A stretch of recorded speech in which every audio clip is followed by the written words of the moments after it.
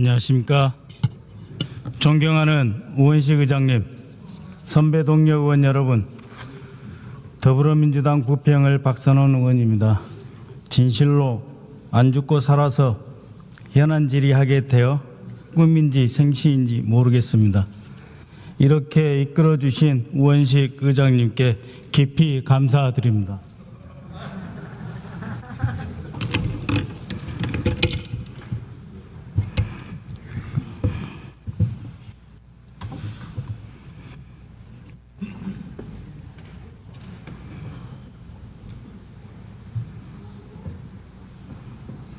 한덕수 총리님 나와 주십시오.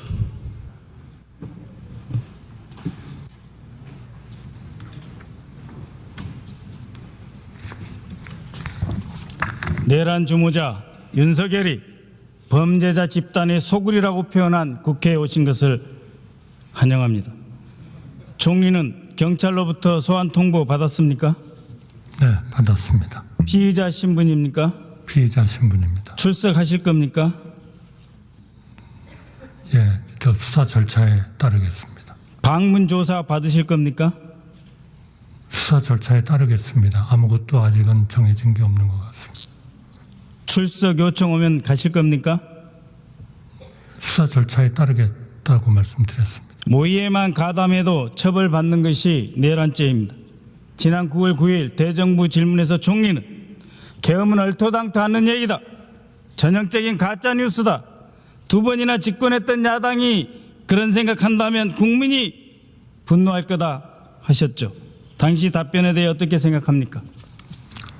그렇게 믿었고 그것이 이루어지지 않은 데 대해서 부끄럽습니다.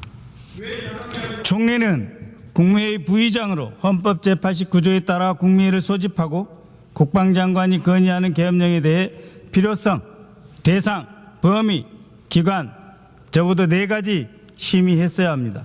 국방장관의 사전 보고 받았습니까? 못 받았습니다. 국방장관이 국무회의 석상에서 계엄 필요성 정식으로 건의했습니까? 없었습니다. 어떤 심의를 했습니까? 아무런 심의도 하지 않았습니까? 네, 정식 심의는 없었습니다. 회의록 없지요? 없는 것으로 알고 있습니다. 회의록 없는 국무회의가 국무회의입니까? 네, 절차적 하자, 실질적 하자가 있습니다. 총리는 국무회의 직후 6분 뒤에 계엄 업무에 들어간 것입니다. 인정하십니까? 저는 그 부분에 대해서는 대통령 계엄 선포 이후 한 모든 행위는 계엄 임무에 종사한 것입니다. 인정하십니까? 계엄 업무는 군이 아마 받아서 한 거 아니겠습니까? 모든 내각이 다 계엄 업무에 종사하게 되어 있습니다. 비상계엄입니다. 헌법 제71조에 따라 대통령의 직무수행이 불가능해져 총리가 권한대행이 될 경우 권한대행이 계엄을 선포할 수 있습니까? 없습니까? 전 그 법적인 것은 잘 모르겠지만 대행이면은 해야 되지 않나 싶습니다. 그러나 권한대행이라는 것은 항상 어떤 한계를 가지고 대개 관리를 중심으로 했다. 새로운 일을 벌리기보다는 저는 그렇게 알고 있습니다. 권한대행이 돼도 계엄 건의가 오면 하겠다는 뜻인데 아닙니다. 2017년 박근혜 탄핵정부 당시 기무사는 의원님 아닙니다. 잠깐만요. 현 시국 관련 대비 계획이라면서 비상계엄 선포 검토하고 67페이지가 넘는 계엄 세부 계획을 마련했습니다. 그때는 박근혜가 탄핵 중인 상태였습니다. 당시 기무사가 황교안 대통령 권한대행의 비상계엄 선포를 검토했다는 것입니다. 화면 봐주시기 바랍니다. 대통령 권한대행의 비상계엄 선포 준비문임 총리 이 자리에서 약속하세요. 권한대행이 될 경우 비상계엄 선포할 것입니까? 제2의 계엄 사태 만들 것입니까? 정해지지도 않은 일에 대해서 말씀드리는 것은 어렵습니다. 기본 태도이자 입장을 묻는 것입니다. 아니 어렵지만은 이런 일은 절대로 없도록 하겠습니다. 절대로 없을 것이라는 계엄이 일어났습니다. 가짜뉴스라고 하지 않았습니까? 죄송합니다. 그거는. 총리, 어제 국방위에서 곽종근 전 특전사령관이 윤석열로부터 국회 문을 부수고 들어가서 안에 있는 의원들을 끄집어내라 지시를 받았다고 하였습니다. 알고 계시죠? 네, 그 모든 것은 수사 과정. 들었습니까? 못 들었습니까? 뭐 뉴스에서 봤습니다만은 그 그렇죠. 모든 것은 707 수사 특임단이 과정을 통해서 밝혀지리라고 생각합니다. 707 특임단이 국회의 문을 부순다는 것이 무슨 뜻인지 아십니까?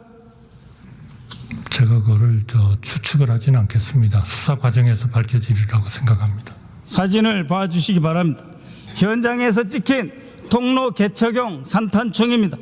문을 파괴하는 장비, 문 뒤에서 바로 저곳에서 사람이 막고 있을 경우 심각한 사상자가 발생할 수 있는 무기입니다. 더 심각한 것은 당시 투입된 병력이 통로 개척용 폭파 장비를 가지고 있었다는 것입니다. 폭약을 들고 국회에 투입됐다는 것입니다. 총리, 어떤 인원이 누가 폭파 장비 갖고 있는지 파악했습니까? 모르시죠? 보고받지 않았습니다. 바로 저 사진입니다. 707 특임대 조끼에 있는 파란 줄, 저것은 폭파장치의 내관입니다. 내관은 폭탄을 폭발시킬 때 쓰는 것. 국회에 폭탄을 들고 왔어요. 자, 산탄총으로 쏘고 들어오고 폭탄으로 파괴하고 유혈사태가 일어나기 직전, 그러나 그 유혈사태 지시를 윤석열이 한 것입니다. 그러면서 이들은 북한의 중도의 도발, 우는 북한의 위협을 강조하면서 심각하게 시나리오를 준비하였습니다. 즉 2017년 기무사가 작성한 시나리오 그대로 어떤 경험도 북한 관련 상황으로 위장해서 준비한다, 그렇게 실행하였습니다. 총리, 국정원 제1차장이 내란 수괴 윤석열 씨로부터 방첩사의 정치인 체포를 도와주면 국정원 대공수사권을 회복하겠다는 지시를 받았다는 사실 알고 있습니까? 제가 지금 하나하나의 사안을 확인하기는 어려운 점을 이해해 주시기 바랍니다. 이 모든 거는 수사가 진행이 될 것으로 그렇게 생각합니다. 네. 화면을 한번 봐주시기 바랍니다. 이 메모는 홍장훈 국정원 1차장이 윤석열의 전화를 받은 이후 여인영 전 방첩사령관과 작성하면서 만든 메모입니다. 일부는 본인이 통화하면서 보좌관에 불러줘서 보좌관의 글씨가 함께 들어가 있습니다. 홍장훈 1차장은 내란 사건 당시 윤석열로부터 방첩사의 정치인 체포를 도와라 지시하였고, 그 지시를 받아 여인영과 통화했고, 여인영은 체포조로 나가 있는데 검거 대상 소재 파악이 안 된다, 위치 추적과 함께 검거 지원을 해달라 하는 요청을 받았다고 밝혔습니다. 대통령이 자신의 직속기관인 국가정보원 1차장에게 법에도 없는 대공수사권을 미끼로 불법 계엄 가담을 거래한 것입니다. 한번 보십시오. 이재명 대표, 박찬대, 정청래, 우원식 의장, 한동훈, 김민석, 딴지일보 김호준, 조국 다 들어있습니다. 김명수 전 대법원장, 권순일 전 대법관 겸 전 중앙선거관리위원장, 민노총 위원장, 이름 이상의 중앙선거관리위원도 한 명 더 있었다고 했습니다. 총리, 저 사람들은 1차 체포 대상자입니다. 반복합니다. 저 사람들은 1차 체포 대상자입니다. 이분들은 그 분류표에 들어갈 필요도 없는 기타 국회의원들 체포 대상자입니다. 총리, 이분들을 체포해서 무엇을 하려고 했던 것입니까? 그 메모 별표에는 1조, 2조 축차적으로 검거해서 방첩사 구금시설에 감금조사라고 되어 있습니다. 급하게 쓴 글씨라 해독이 어려울 수 있어 제가 홍장훈 차장에게 직접 내용을 확인한 것입니다. 방첩사령관 직무대리는 어제 국방위에서 방첩사에는 구금시설이 없다고 했습니다. 거짓말입니다. 방첩사는 기본적으로 수사기관입니다. 구금시설이 많습니다. 총리, 방첩사에 구금시설 있습니까? 없습니까? 알지 못하고 있습니다. 알지 못하십니까? 네. 바로 방첩사의 구금시설이 모자라서 방첩사의 수사단장 수방사를 방문하였습니다. 수방사에 방문한 이유는 여인영이 B1 벙커를 구금시설로 쓸 수 있는지 확인하라고 했습니다. 총리, B1 벙커 가보셨습니까? 저희 CPX를 하는데 할 때 가보셨습니까? 안 가보셨습니까? CPX 전쟁 지휘소입니다. 북한이 쳐들어올 것 같아서 비상계엄한다는 자들이 전쟁 지휘소를 국회의원과 선량한 국민 언론인들을 잡아다가 가두려고 수방사 관할 하에 있는 B1 벙커 검거실로 쓰겠다는 겁니다. 가보셨다 그랬죠? B1 벙커. 예, 트럭이 다니고 1년에 한 번씩 하는 트럭이 다니고 뒷차가 다니고 3,000명이 잘 수 있고 바로 그것을 구금시설로 쓰겠다는 거 아닙니까? 이 상황의 심각성 이해 가십니까? 네, 모든 건 수사 과정에서 밝혀질 것이라고. 네. 중앙선관위원장님 잠깐 뵐 수 있을까요? 나와 주십시오.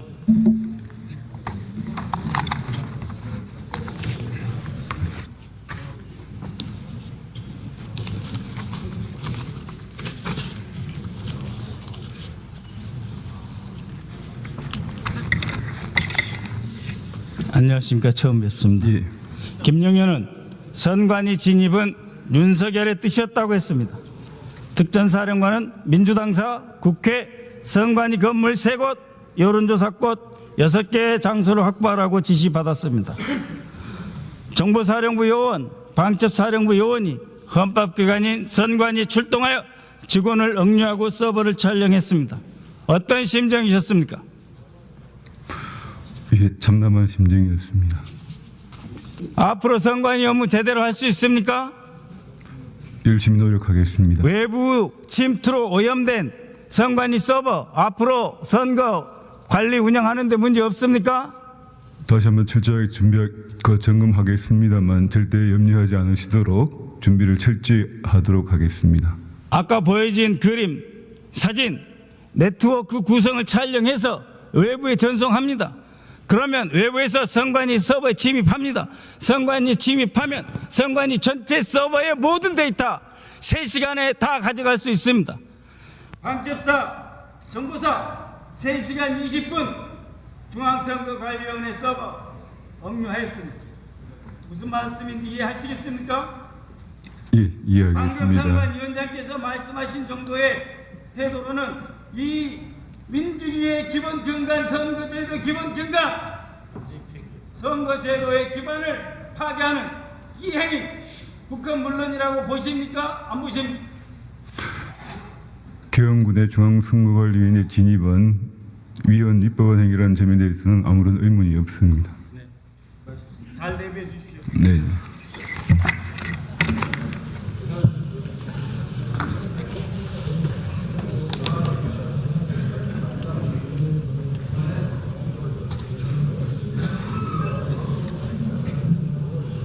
존경하는 의장님, 존경하는 선배, 동료 의원 여러분, 저는 진실로 다시 말씀드립니다. 이 자리에 서서 현안질을 할 수 있는 게 국민이 생치지 분간이 아직도 가지 않습니다. 여러분들과 마찬가지로 저는 이 자리에 계엄 선포 대통령 발표 직전에 의원님 피하십시오. 비상계엄입니다라는 보좌관의 전화를 받고 제 개인 차량을 타고 목숨을 걸고 이곳으로 달려왔습니다. 죽어도 국회 본회의장에서 죽어야 되니까 라는 각오로 달려왔습니다. 다른 데서 죽으면 시체도 못 찾을 상황이기에 진심으로 목숨 걸고 달려왔습니다. 존경하는 의장님과 선배 동료 의원 여러분 그리고 시민들이 계셔서 지금 이 순간 이렇게 있는 것입니다. 우리가 20분의 간발의 차이였다면 전혀 다른 세상 제2의 광주학살, 제3의 서울학살, 제3의 국회 본회의장 학살이 일어났을 것입니다. 존경하는 의장님 그리고 선배 동료 여러분 진심으로 존경합니다. 이 순간 반드시 우리는 구속, 즉각 체포, 사약, 탄핵 신속하게 헌법적 절차에 따라 진행되어야 한다고 믿습니다. 지속적으로 여러분과 함께 하겠습니다. 많은 지속된다 부탁드립니다.